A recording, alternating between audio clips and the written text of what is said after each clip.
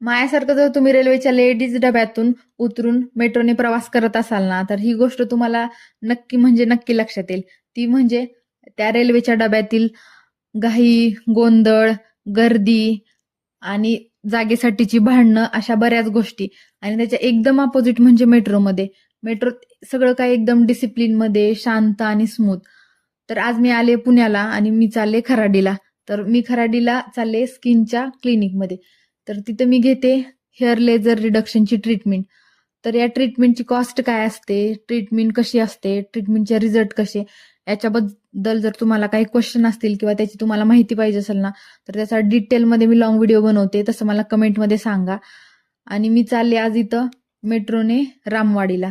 आता खराडीला तर direct metro नाही, म्हणून रामवाडीपर्यंतच मेट्रोने जावं लागतं.